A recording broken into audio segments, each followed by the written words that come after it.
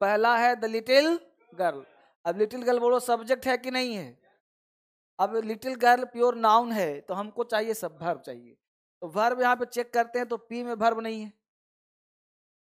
Q में verb है और वाई कहीं वर्ब नहीं है। इसका मतलब है कि सेंटेंस का शुरुआत क्यू से होगा। तो ऑप्शन में क्यू के पास जाते हैं तो और कहीं है ही नहीं, सिर्फ बी के पास। इसका मतलब है कि बी हमारा परफेक्ट। किस बच्चों का आपत्ति?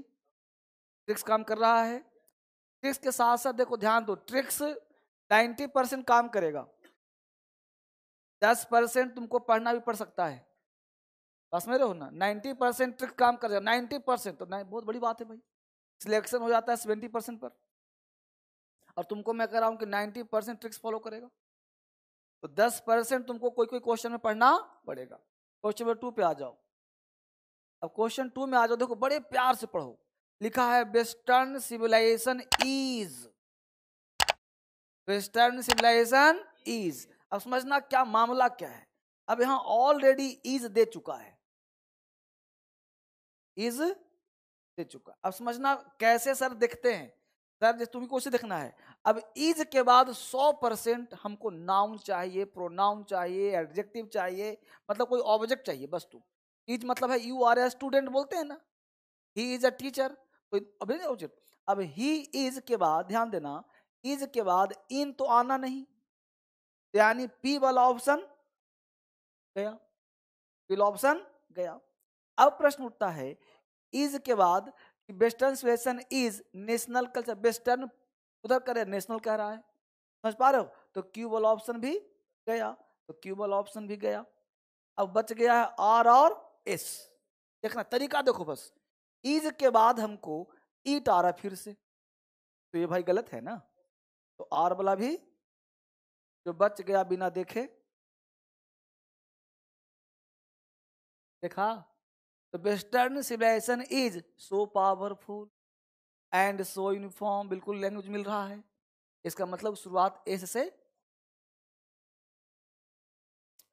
अरे बाबले, इस एक भी क्वेश्चन ऐसा नहीं है जो एग्जाम का पूछा हुआ नहीं है।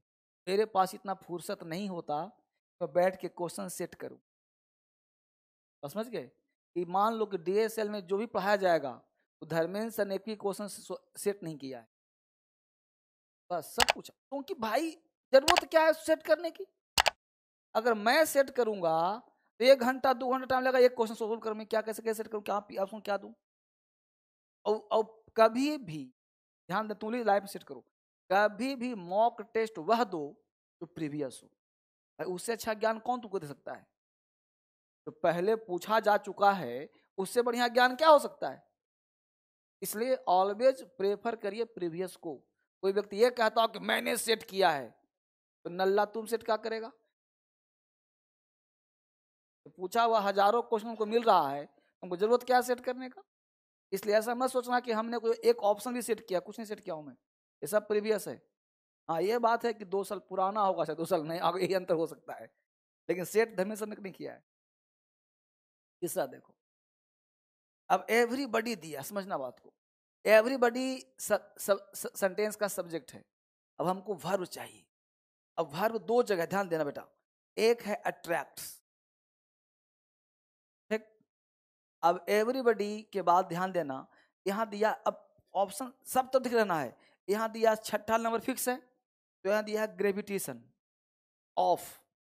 अब इनवर्स ऑफ नहीं हो सकता, यानी एस अंतिम में नहीं होगा।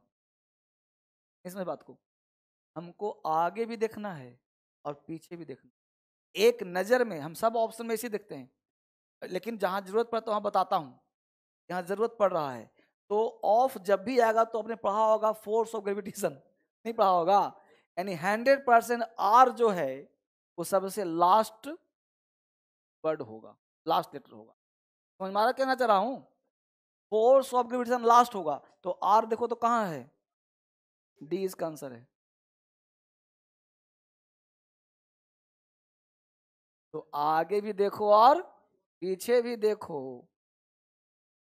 एक वर्ड कहीं पकड़ में आया ना, क्लू, हर एग्जाम देता है क्लू। तो हमको ग्रेविटेशन दिख गया, छोटा क्वेश्चन है, दिख गया तो फोर्स ऑफ ग्रेविटेशन पढ़ा होगा। तो अब यहाँ पे आर लास्ट दिखाई पड़ रहा है, तो ए से शुरू होगा, यानी everybody in the universe whether big और स्मॉल अट्रैक्ट्स एवरी अदर, है ना, और body every other body with the force of, language भी क्लियर है, हर व्यक्ति हर वस्तु एक दूसरे को खींच रहा है फोर्स ऑफ ग्रेविटेशन। अगला क्वेश्चन देखो, ऑप्शन हमेशा देखो तुमको सिखाया हूं ऑप्शन से खेलना, क्वेश्चन बाद में पहले ऑप्शन से। अब देखो क्वेश्चन नंबर 4 देखो, आराम से पढ़ो इसको, पढ़ो आराम से तुमको। द बॉय, द बॉय, पास ऊपर कर रहा हूं ताकि ऑप्शन पे आ जाए, दिख रहा है सबको? द बॉय, ठीक है। अब द बॉय के बाद तुम क्या पढ़ सकते हो, पढ़ो आराम से, देखो गौर से। द बॉय के बाद अब तुम देखेगा विथ बिग ब्लू आईज, आ जाओ आ जाओ, विथ बिग ब्लू आईज, लड़का जो है विथ बिग ब्लू आईज, ये भी अच्छा लग रहा है। दूसरा कह रहा है द बॉय वॉच्ड हिम। अब तुम ये देखो कि तुमको ज्यादा परफेक्ट कौन से लग रहा है, क्यों लग रहा है ना, तो क्यू को तुम फोकस करो, क्यों? अब क्यू वाला ऑप्शन सी भी है, और यहां भी देखो पीपी दिया कि नहीं दिया, तो कल हमने कहा था कि 2 ऑप्शन छटेगा, ठीक। तब द बॉय के सब्जेक्ट हो गया, तो वर्ब वाला ज्यादा ऑप्शन सही लग रहा, इसका मतलब क्यू वाला सही ज्यादा होगा, तो क्यू वाला सही होगा। तो द बॉय वॉच्ड हिम, अब वॉच्ड हिम के बाद होना चाहिए विथ बिग ब्लू आइज, तो with big blue eyes phrase type का है, मतलब गुस्से वाली आंखों से, ठीक है। तो पी के बाद क्यू के बाद पी आना चाहिए मेरे हिसाब से, तो बोलो आंसर सी हुआ कि नहीं होगा? अब देखो पांचवा, देयर आर पीपल, आराम से पढ़ो इसको, ये तो पांचवा कल करा ही दिया तुमको। अब देखो पढ़ रहे हैं इसको हम लोग, देयर आर पीपल, आर है, पीपल है।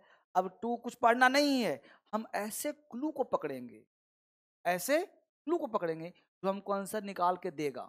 हम सीधा पकड़ लिए हु, और पढ़ाया था हु कि नहीं, तो हमने देखा कि हु के बगल में रीड लिखा है, अब हु रीड है प्लूरल, यानी हु से जो पहले होगा वो प्लूरल होगा, तो ये तो लाइन बनता है, किसी के पीछे पीछे लाइन बनता है, कहानी बनेगा तो बिल्कुल। अब यहाँ पे मान लो पी है तो यहाँ क्यू, यहाँ पे आर भी, ऐसे बनेगा पूरा लंबा। तो हमको ये देखना है कि हु किसका पड़ोसी बन सकता है, तो द बुक के नहीं बनेगा, क्योंकि रीड है प्लूरल, बुक है सिंगुलर। अगर इज होता तो क्यू के बाद हम आर लगाते, तो संभव, मतलब क्यू के बाद हम यहाँ पे रीड्स करते, अगर रीड्स होता तो बुक होता। अब यहाँ पे कोई ऐसा ऑप्शन नहीं है लास्ट में जिसको हम ऐसा कर सकते, बच गया कौन?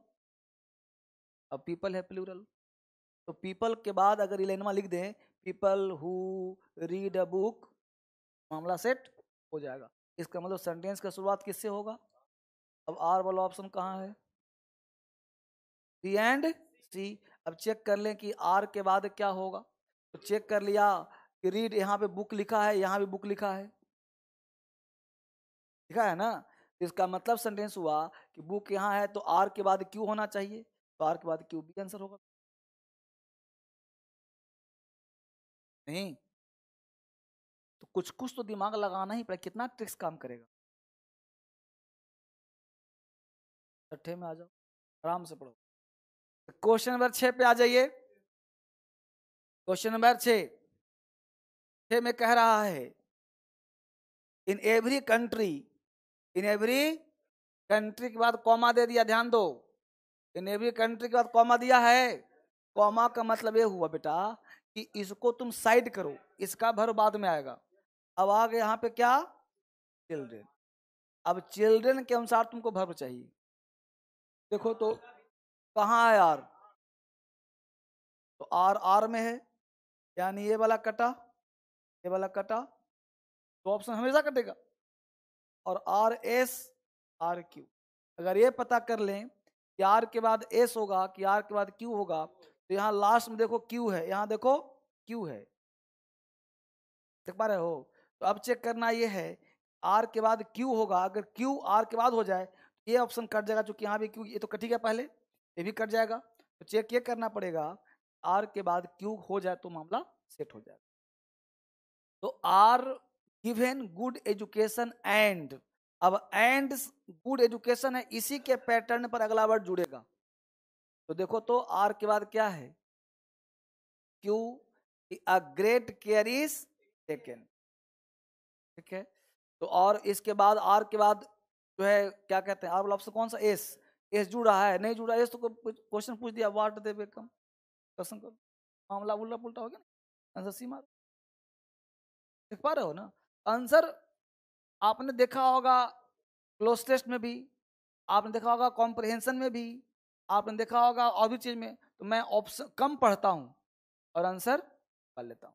ऐसे ही आपको भी करना है, खूब एक एक लाइन का हिंदी निकाल, लड़का लोग देखना पड़ेगा, तब एक एक लाइन पढ़ेगा, हिंदी निकालेगा, और हिंदी जहां निकाला क्या काम। आप ग्रामर को कंसल्ट करिए, और ग्रामर की जड़ है इंग्लिश का, ध्यान रखिए।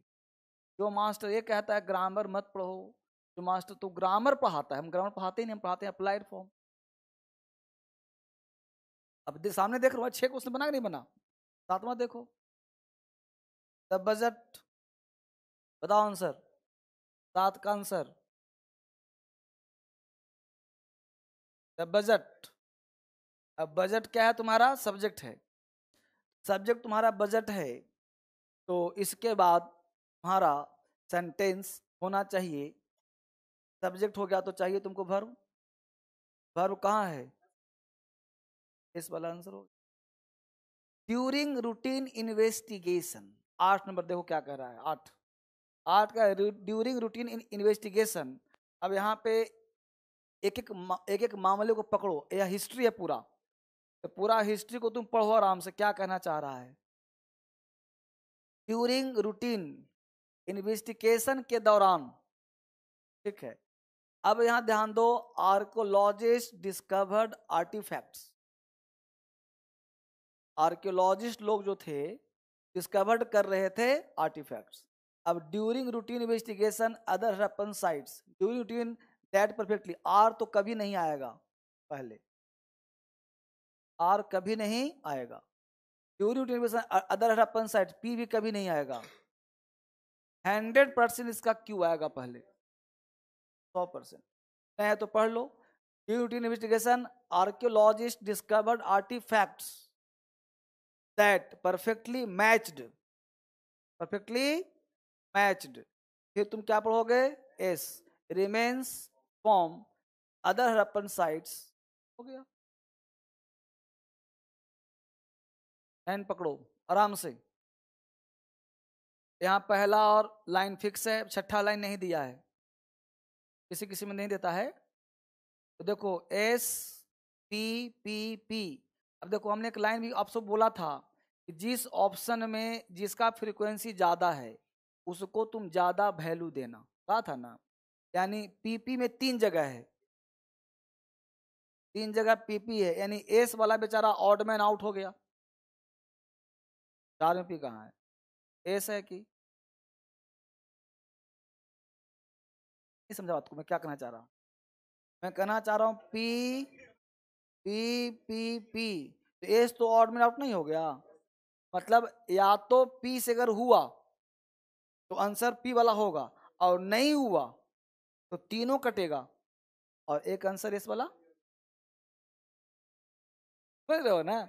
ये दोनों ट्रिक्स काम करता है, चाहे ऐसे पकड़ो चाहे ऐसे पकड़ो, या तो एक कटेगा 3 सही होगा, अब 3 में से कोई एक चलेगा।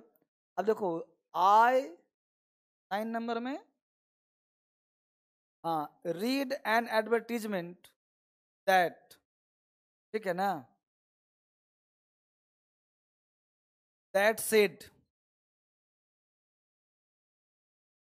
हाँ ठीक है, तो रीड एडवर्टीजमेंट दैट सेड।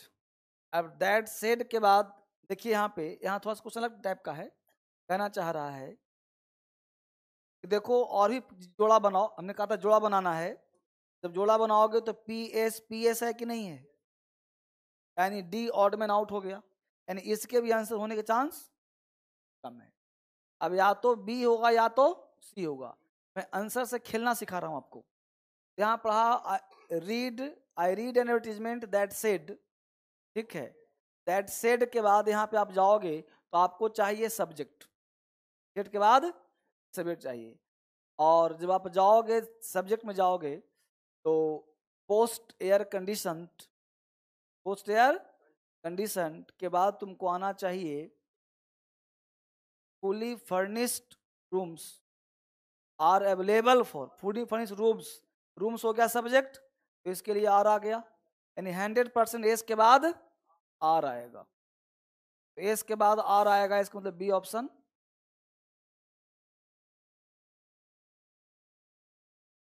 एक एक पार्ट पकड़ना है, किसके बाद आर यहाँ आया है तो किसके बाद आर आया है, क्योंकि यहाँ पे टेस्ट है, डिक्शनरी तो आया नहीं, तो रूम्स हो गया प्लूरल, तो इसका मतलब है कि एस के बाद आर आएगा ही आएगा।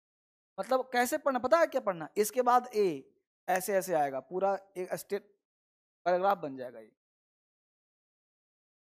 सारे बच्चे समझ पा रहे हो? इसीलिए पूरा टाइम रखा हूं कि आराम से खेलो, एक एक क्वेश्चन हल्का हो चाहे बड़ा, उसका मतलब नहीं है, मतलब ये है कि आपको देखना है।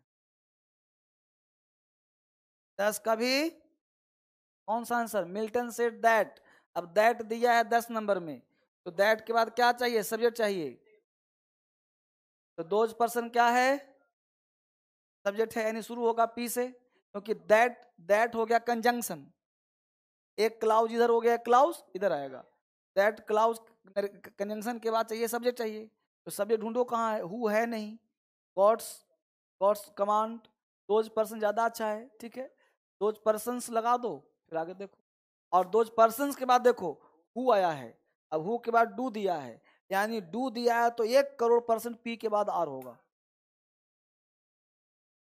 पी के बाद आर, आंसर बी हो गया। आप पकड़ो उस चीज को ना जो आंसर देता है।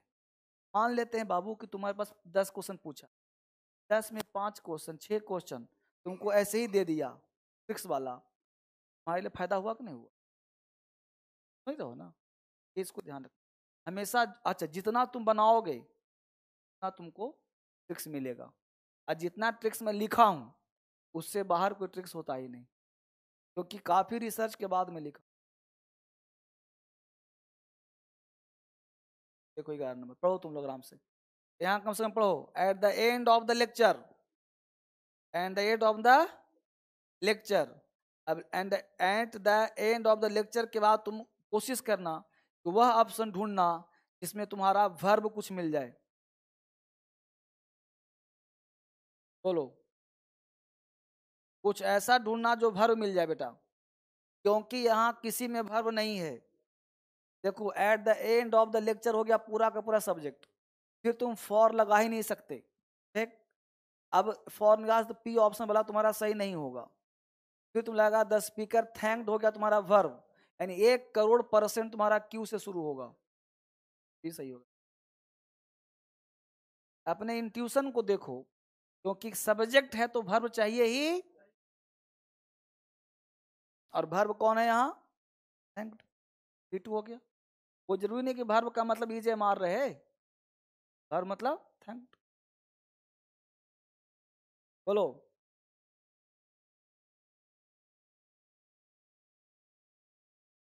अगला क्वेश्चन पढ़ो, आराम से पढ़ो तुम लोग। चार्ल्स गुडईयर वंस एक्सीडेंटली, अब यहां भी देखो किसी में अभी वर्ब नहीं है, चार्ल्स गुडईयर वंस एक्सीडेंटली पूरा सब्जेक्ट है, पूरा सब्जेक्ट है बाबू, तो वर्ब ढूंढो तो कहां है, अब वर्ब है दो जगह, क्यू में और आर में, लेकिन देखना पड़ेगा सेंस कहाँ, एक्सीडेंटली मतलब अचानक से, तो क्यों आना चाहिए ना, क्यों बोला ऑप्शन कौन सा है, डी राइट है मारो, फिर समझ पा रहे हो सब लोग, बी मारो ऑप्शन। अच्छा सब लोग समझ रहा है कि ऐसी मैं बोले जा रहा हूँ, दिमाग कम कर रहा है ना, बस ऐसे देखो इस, हाँ इससे बाहर नहीं पूछेगा, तुमको पहले भी कहा हूँ प्रीवियस तुम ले लो कोई किताब, जो ट्रिक्स दिया हूँ ये ट्रिक्स तुमको याद होना चाहिए, पकड़ रहे हो उसको कि भाई सब्जेक्ट इतना बड़ा है। अब मान लो कोई कोई दिमाग ने काम करा कि Charles Goodyear once accidentally verb है सर, भाई ये तो गलती तुम, एल बाई लगा हुआ वर्ब कैसे हो जाएगा, तो एडवर्ब ना है। तो इसमें कहीं भी तुम्हारा दिख रहा है कि सब्जेक्ट है वर्ब है, कहीं तो सब्जेक्ट है तो वर्ब चाहिए ही। अब वर्ब देने के लिए एंड जोड़ दिया, तो एंड के बाद कोई नहीं। अब यहाँ देखने के बाद ड्रॉप एक्सीडेंटली मतलब दिमाग भी लगाना है, अचानक से ड्रॉप्ड मिक्सचर, ड्रॉप मतलब गिर गया, अचानक से गिर गया धोखे में, धोखे में रबड़ का आविष्कार हो गया। भाई देखो आविष्कार कर रहा था वो, लेकिन चिपचिपा रबड़ निकल रहा था। इस हम पढ़े भी, हम लोग ने इसको पढ़े भी हम फिजिक्स, तो उसमें तो क्या हुआ था कि रबड़ बहुत आविष्कार करता, चिपचिपा हो रहा था, तो धोखे से जो है ना ड्रॉप्ड मिक्सचर नेचुरल रबड़, उसमें नेचुरल में ड्रॉप किया तो अचानक से हो गया, ड्रॉप्ड हो गया। ठीक है, उसके बाद फिर क्या किया, and sulphur over the hot stove, sulphur था उसके ऊपर रखा हुआ था, फिर and found that the resulting rubber, उसका परिणाम ये हुआ कि जो है was hard and stronger more elastic, जो ज्यादा कठोर हुआ और इलास्टिक ज्यादा है, टूट न रहा है ना, एंड नॉन स्टिकी, पक भी नहीं रहा है। आज का रबर देखो तुम ऐसे खींचेगा तो टूटेगा नहीं ना, पहले आज देखो रबर पहले होता फुस फुस ऐसे करते था ना, फुस से टूट गया। हाँ बचपना में रबर होता था तो ऐसे थोड़ा सा ऐसे किया तो फुस से टूट गया। अब आज रबर को तुम खींचते रहो पूरा लंबा जाएगा लेकिन टूटेगा नहीं, अब हार्ड भी बहुत ज्यादा हो गया। नहीं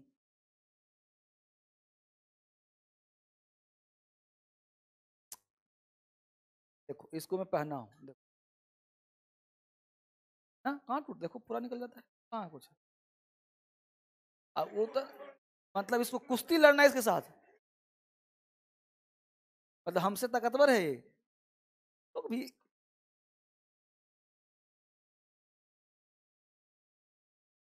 ठीक है चलो, मतलब अब इतना पतला है, अब इसको मैं सालों से पहन रहा हूँ, इतना पतला कोई टूटता नहीं है।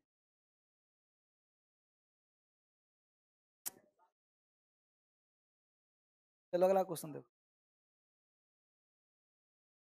आगे देखिए आराम से। 13 नंबर, ऑल सच स्टूडेंट्स, बहुत बढ़िया पकड़ लिया तुम लोग ना। अब हु आ गया, तो हु को पकड़ना है कि कहाँ आर दिया है, तो हु का पड़ोसी कौन है, तो समझ में आ गया। स्टूडेंट्स यहाँ प्लूरल है, तो प्लूरल है तो यहाँ पे भर भी लगेगा हमको प्लूरल। अब हु का कहीं अंतिम में कहीं लग ही नहीं रहा है, इसका मतलब 100% इसके बाद आएगा ही आएगा। आंसर पकड़ लिया हम क्यू को, क्यू वाला आंसर कहाँ है, मारो आंसर। समझ पा रहे हो, अभी तक देखो मैंने 13 पढ़ लिया, और 13 में तुम ईमानदारी से बोलो कि एक भी क्वेश्चन को हम पूरा बढ़िया से पढ़े हैं, एक भी क्वेश्चन पूरा नहीं पढ़े, और तुम लोग खुद आंसर निकाल रहे हो अब। हैं? 14 देखो, 14 पी, पी अग्रीड विथ, तो वी हो गया सब्जेक्ट, अग्री मिल ही गया पी, इसका मतलब सी और डी आंसर नहीं है, तो पी के बाद एस दोनों में है। अब देख लो आर है क्यू है, चेक कर लो, पढ़ के चेक करो, बताओ कौन आंसर है। 15 में आइए, 15 देखते ना कहीं दिक्कत कहीं नहीं आएगा, 15 देख लो। अब फ्रेंच वुमेन, फ्रेंच वुमेन, सी, सी राइट है।